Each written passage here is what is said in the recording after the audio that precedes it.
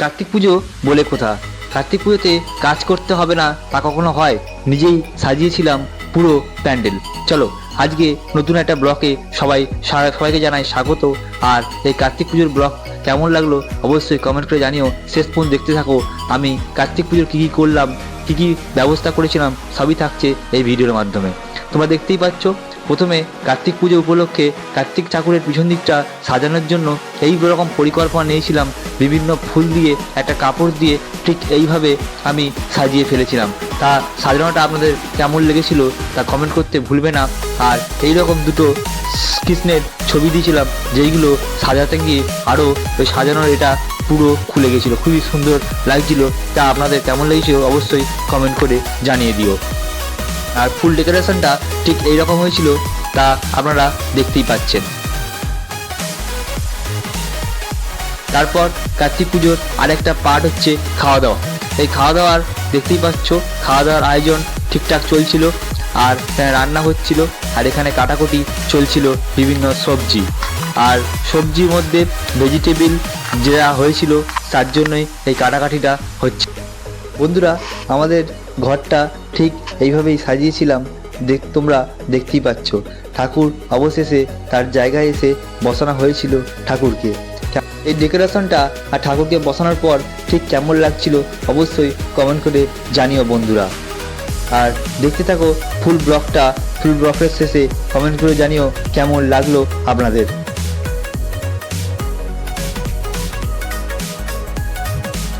আর বন্ধুরা, কার্তিক পুজোতে তোমাদের কোথায় কোথায় নেমন্তন্ন ছিল বা কার কার বাড়িতে কার্তিক পুজো ছিল অবশ্যই কমেন্ট করে জানিও।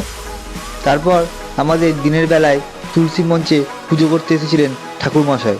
দেখতেই পাচ্ছ, মনসা পুজো ও তুলসী পুজো এখানে সকালবেলায় হয়ে গিয়েছিল। তারপর সন্ধেবেলা পুজো হওয়ার আগেই এই তুলসী তলায় একটা তো পুজো করতেই হয়। আর এদিকে চলছিল ফুলদামে ভেজিটেবিলের কাজ এবং বিভিন্ন তরকারির কাজ, ফুলকপির তরকারির কাজ। আর এইদিকে চলছিল আলপনা দেওয়ার এক সুন্দর স্মৃতি। দেখতেই পাচ্ছ তোমরা, আলপনা কত সুন্দরভাবে দিয়েছিল আমার বউ, তোমাদের বৌদি। কেমন লেগেছে আলপনা অবশ্যই কমেন্ট করে জানিয়ে দিও।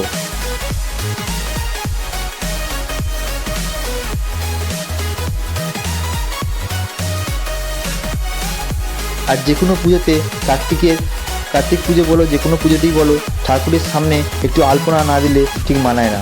তারপর আমি চলে গিয়েছিলাম এরকম একটা লজেন্সের মালা করতে। লজেন্সের মালাটা করতে গিয়ে অনেকগুলো লজেন্সই এরকম কেটে যাচ্ছিল ঠিকভাবে। প্রথমটা একটু প্রবলেম হচ্ছিল, তারপর ঠিকঠাকভাবে কয়েকটা মালা আমি তৈরি করেছিলাম কার্তিককে পরানোর জন্য।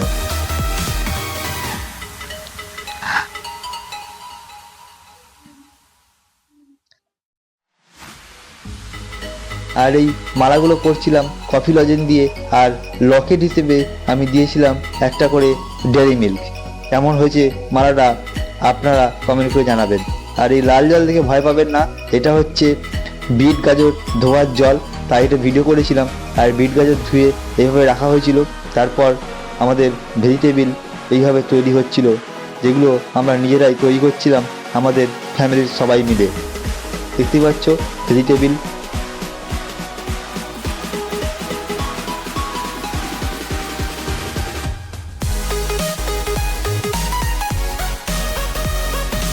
একদিকে চলছিল পনির ভাজা। আর দেখুন বন্ধুরা, এই বাচ্চাটিকে কেমন লাগলো অবশ্যই কমেন্ট করে জানিয়ে দিও। এটা ছিল আমার দিদির মেয়ে।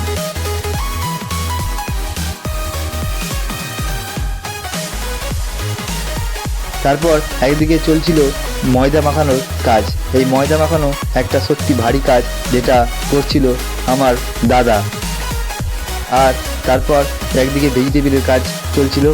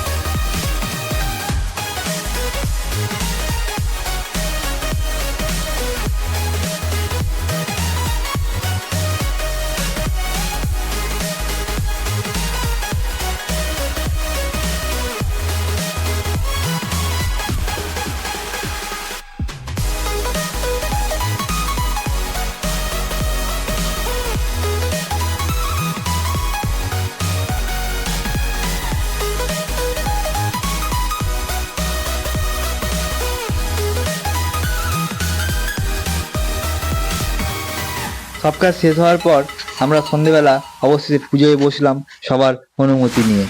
পুজোয় চলছিল অনেকক্ষণ ধরেই।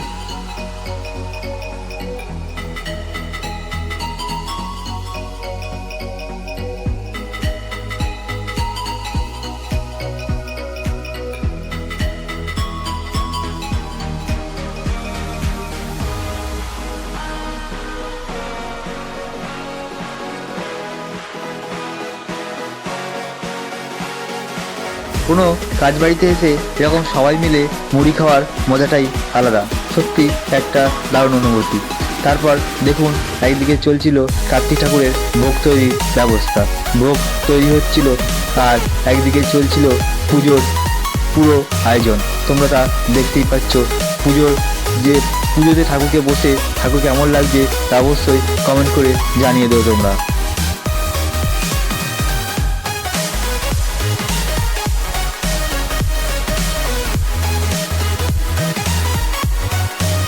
পুজো কমপ্লিট হলো আর সেই দিনটা কেটে গেল। তারপরে ঠাকুরকে গাছের তলায় বসিয়ে দিয়ে আসার সময় চলে এলো। তার মা তাকে দুধ খাই দিল। তারপর আস্তে আস্তে সবাই মিলে আমাদের কুটুম বন্ধু বান্ধব বাড়ি ফিরে গেল। আর ঠাকুরকে দিয়ে আসা হলো গাছের তলায়। সবাই মিলে দুধ খাওয়াচ্ছিল। তারপর